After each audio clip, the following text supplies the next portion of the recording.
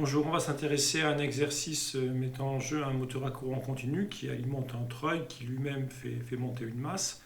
Donc, comme indiqué ici, le moteur à courant continu, à la fois l'induit, c'est-à-dire le rotor, et à la fois l'inducteur, le stator, sont alimentés par un générateur de tension continue de 200 volts. Et ce sont deux générateurs séparés, simplement la tension qui le fournissent est la même.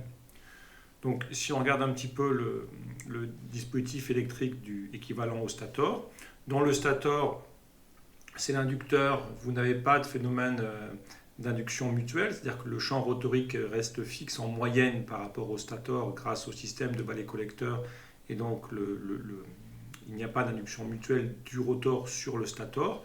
Et vu qu'on se place en régime permanent, vous n'aurez pas non plus de terme en LDI sur l'été. Il y a bien une inductance, hein, bien évidemment, mais le terme LDI sur l'été ne comptera pas en régime permanent. Donc on peut assimiler le stator, l'inducteur, en termes électriques à une simple résistance, et donc avec un schéma électrique très élémentaire. Alors au niveau du rotor, on va se placer en régime régulier, donc à nouveau le terme LDI sur l'été on n'en tiendra pas compte, mais en revanche, au niveau du rotor, le rotor tournant, vous avez le champ statorique qui est fixe et chacune des spires du rotor passe devant le champ statorique, et donc vous avez un phénomène d'induction au niveau du rotor, et vu qu'on va se placer en fonctionnement moteur, on va définir une force contre-électromotrice qui va absorber la puissance électrique. Et on sait que pour une machine à courant continu, on a une relation classique entre la force contre-électromotrice et la vitesse de rotation oméga, qui est E' égale phi0 fois oméga, phi0 étant la constante de couplage caractéristique du moteur. Donc voilà pour les schémas électriques. Et enfin, on vous explique qu'on tiendra compte de pertes au niveau de pertes fer et de différentes pertes au niveau du moteur à courant continu.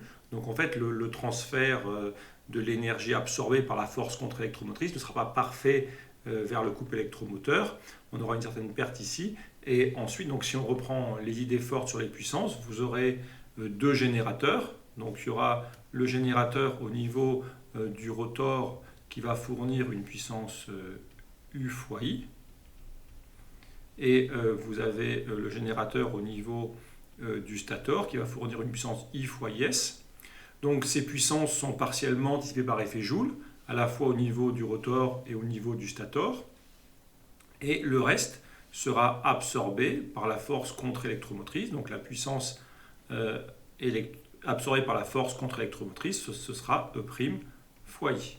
Si on était en couplage parfait, cette puissance serait la puissance du couple électromoteur. Donc ça serait aussi, c'est la puissance du couple électromoteur. Mais simplement, vu qu'on tient en compte les pertes collectives, donc la puissance réellement disponible sera un peu plus faible que la puissance absorbée par la force contre-électromotrice. Et en fait, ça sera la puissance du moteur. Mais en fait, à nouveau au niveau du treuil, vous avez aussi un certain rendement qui est indiqué ici. Donc la puissance mécanique réellement disponible, la puissance qui sera réellement disponible pour faire monter la charge, ce treuil fait monter une charge, sera encore un peu plus faible. Il faudra tenir compte du rendement. Disons que cette puissance mécanique réellement disponible, ce sera le rendement du treuil fois la puissance utile. Voilà. Bien essayer d'analyser les différents termes où apparaissent les puissances perdues. Alors, maintenant quelques questions sont posées. On demande tout d'abord l'intensité I du courant circulant dans l'induit. Alors on vous indique qu'on peut noter ce point-là. On constate qu'une puissance électrique PI est absorbée au niveau de l'induit. Donc le couple, donc c'est en fait ici, d'accord, l'induit absorbe une certaine, le rotor, c'est-à-dire absorbe une certaine puissance électrique qui vaut PI, et elle est fournie par le générateur. Donc a priori, cette puissance PI qui est absorbée au niveau du rotor, vous aurez donc cette puissance PI, eh bien, ce sera la tension du générateur fois le courant débité par le générateur, et on en déduit donc que I, ce sera PI sur U, avec les applications numériques.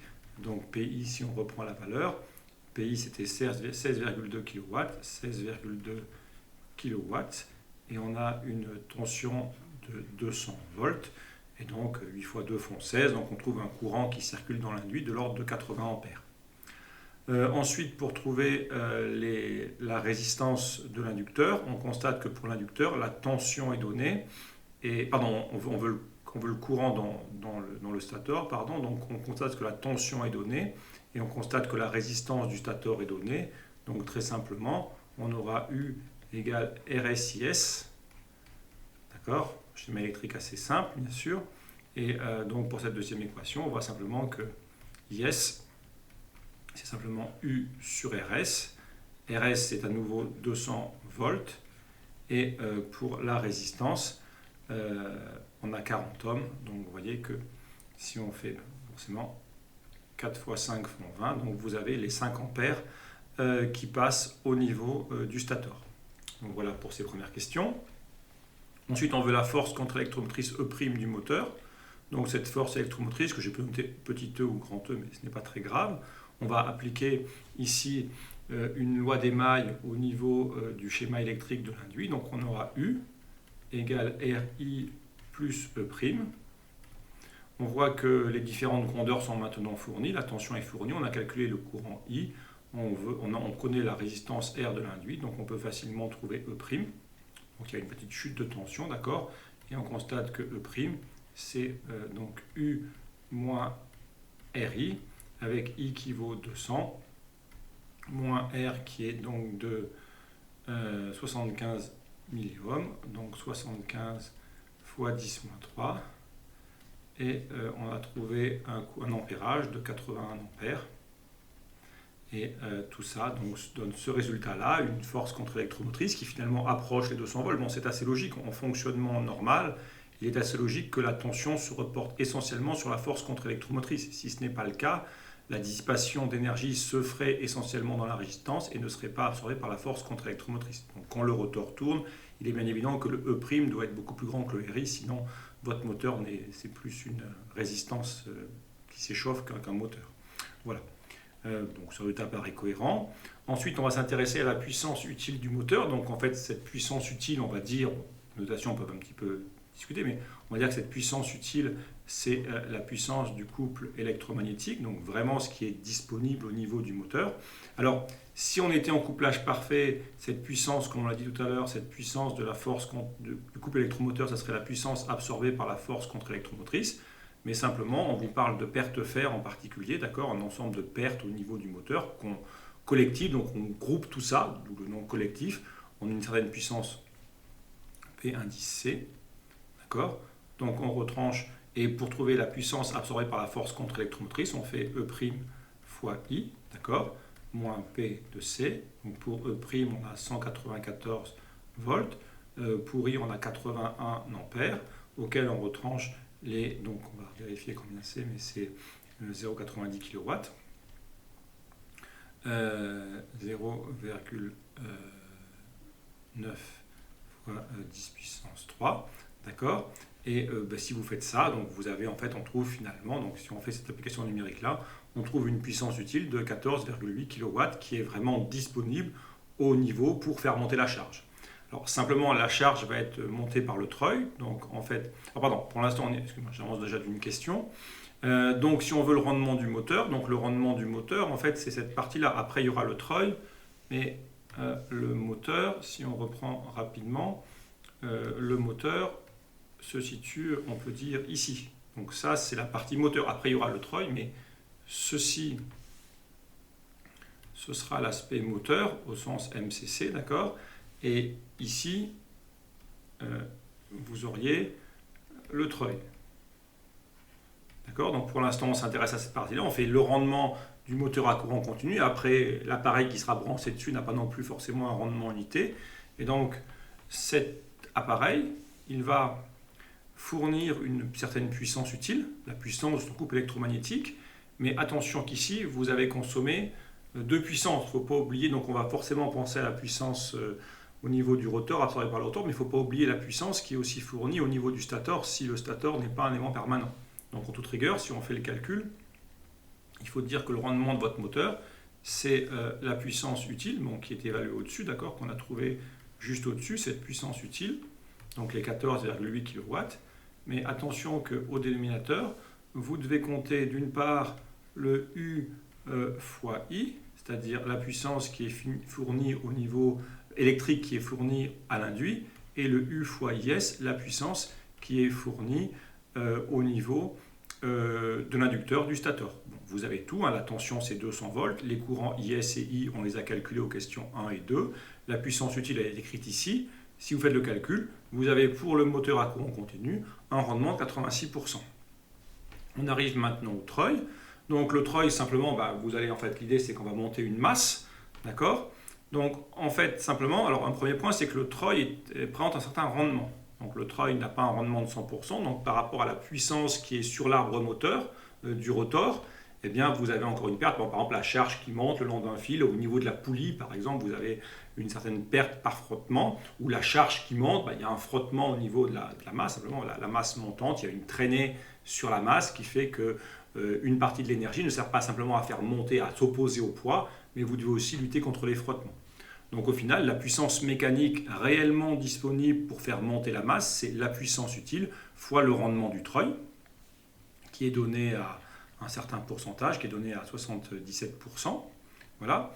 Et donc cette puissance mécanique utile, eh bien, ça doit correspondre, vu qu'on a pris en compte, on suppose que ça monte à vitesse régulière, d'accord?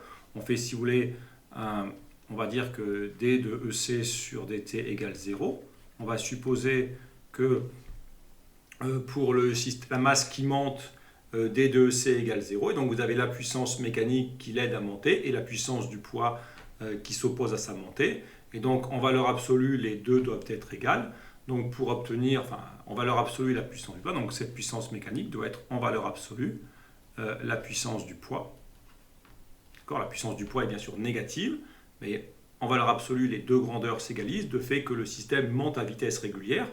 Et dans ce cas-là, eh bien, la puissance du poids, c'est la force fois la vitesse, en valeur absolue, d'accord? On suppose que la montée est verticale, donc la force du poids est verticale et la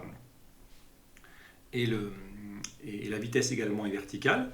Et donc, vous en déduisez que la masse, eh bien, ce sera en fait ρ du treuil fois la puissance utile divisé par G fois V.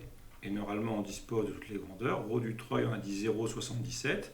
La puissance utile a été calculée précédemment, elle est de 14,8 kW. Donc 14,8 fois 10 puissance 3. Et vous devez diviser d'une part par l'intensité de pesanteur terrestre, 9,81, et on a juste à retrouver à quelle vitesse la masse est en train de monter. Donc la masse monte à 3 mètres par seconde, donc x 3, et tout ça fait une masse de l'ordre de 400 kg. Voilà, donc pour ce genre d'exercice, faites un schéma électrique. Il y a une petite simplification encore, hein. On suppose qu'on est en régime régulier, donc l'inductance propre ici a disparu. On suppose que la machine tourne à vitesse régulière, donc on a fait disparaître ici l'inductance propre, le terme en LDI sur dt. Donc bien penser à commencer à connaître ces schémas électriques, bien penser à passer en force contre électromotrice dans ce système électrique vers mécanique. Et ensuite, analyser le bilan de puissance. Donc, il faut réussir. Alors, parfois, c'est un petit peu difficile à comprendre dans les énoncés, mais il faut ici de faire une sorte de chaîne de puissance en identifiant les différentes puissances, les différentes pertes, et essayer de les mettre au bon endroit. Et à partir de là, on peut calculer les différents termes. Bon, sans trop, après chacun des calculs, c'est surtout l'idée, je pense, c'est de bien comprendre que représente chacun des termes de l'énoncé. Après, chaque calcul individuellement n'est pas extrêmement compliqué. Voilà, je vous remercie.